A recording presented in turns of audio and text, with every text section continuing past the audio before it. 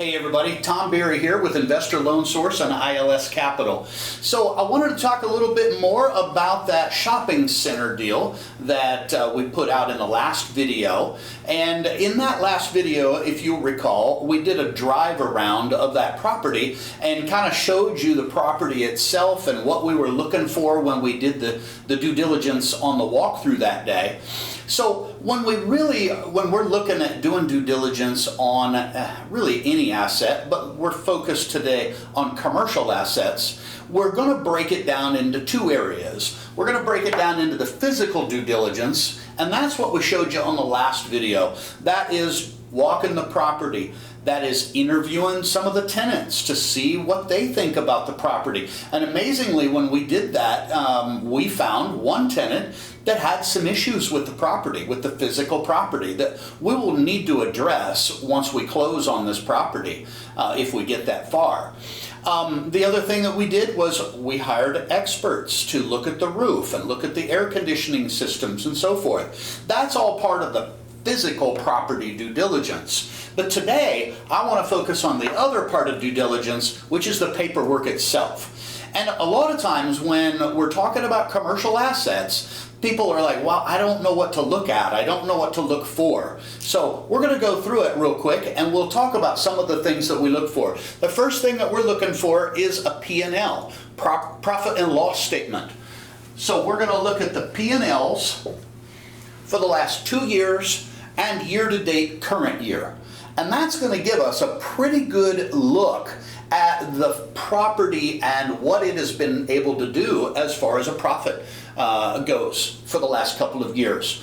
So P&Ls, we're going to go through those. And then the next thing we're looking for is a rent roll. So what is a rent roll? You're going to ask the owner for a list of all the current tenants in the building and all the vacant spaces in the building. It's just a list of every rentable unit in the property. And that list will list all the units this way, and then across the top it will list the name of the tenant if it's occupied, or it'll say vacant if it's not occupied. And then it'll tell the square footage of that particular unit. And if it has a current lease on it, it'll tell when that current lease was written. What was the original date of that lease? In other words, how long has this tenant been here? And then it'll talk about the price per square foot of that particular unit. What is that unit leasing out for? Now, sometimes it'll say price of unit, let's say $4,000, for example, or it might say price per square foot. And that price per square foot might be monthly price per square foot or annual price per square foot. And then there may also be month-to-month tenancies in the building. But this rent roll is going to tell you all of that information. So that's a treasure trove of data right there, just in the rent roll. The things that we're looking for when we look at a rent roll is, first of all, obviously, how occupied is it? And in this particular case, it's 98 and some percent occupied. Out of 91,000 square feet, we have a 1,050 square foot vacant space. Everything else in the building is occupied. So occupancy is obviously very, very strong. And historic occupancy has been very strong. For the last couple of years, it's been pretty much full. So that's great. But don't just look at occupancy percentage. You want to look at a few other things a little deeper. For example, in the rent roll, you want to know what is the price per square foot going for in this property. And this particular property, on a monthly basis, is running about 80 cents a foot. Now, why does that sound like a really good number to me? I know that's below market. That is substantially below market. It could be 20, 25, 30% below market. And that allows us an opportunity to A, either just keep it full all the time, or B, maybe bump those rents or a combination thereof. Now, what you want to look for, we were doing due diligence on another property recently, and when we went through its rent roll, we found a vast disparity in the rents from one tenant to another. Now that property was a small shopping mall. It had rents anywhere from 70 cents a foot to, get this, $2.40 a foot. $2.40 a foot on some units and 70 cents on the other. That is a monster disparity.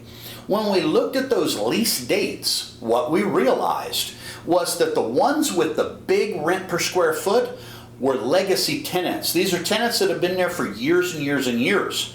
But the most recent tenants that they were bringing in, they were having to discount it down to a ridiculously low number.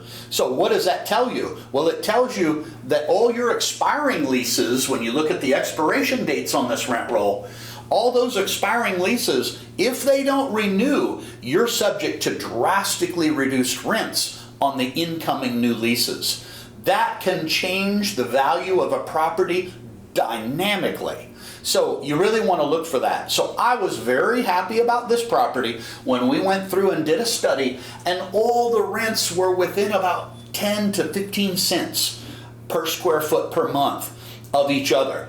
That means to me that that is a stable comp for rent rates in that particular area. Didn't matter whether the tenant had been there long-term, short-term, or intermediate term, those rents were the same. And they're all substantially below market. So that's the type of things that we're looking at on the rent roll. Of course, the next thing that you want to look at is the leases themselves. And you think, well, you just went through all the information of the leases on that 1-page or 2-page rent roll, and that's true. But I like to use the Ronald Reagan method, trust but verify. Now, he was talking about communist Russia. And when you're buying a commercial property, you might put the sellers in that same category sometimes. Okay, it is the wild, wild west. We don't have the consumer protections in the commercial industry that you would have if you were buying a single family home to live in and homestead in. In commercial, you are expected to be a professional. You're expected to know what you're doing.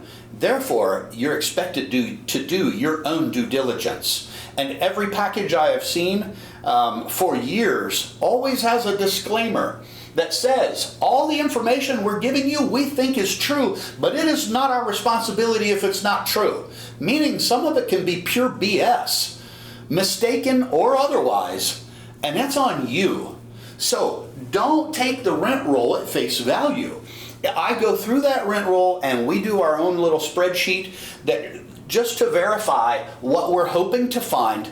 And then if we do, we don't stop there. We read every single lease and verify all the information on the rent roll to make sure that there were no mistakes. Does that make sense? So, trust, but verify. The leases are your verification.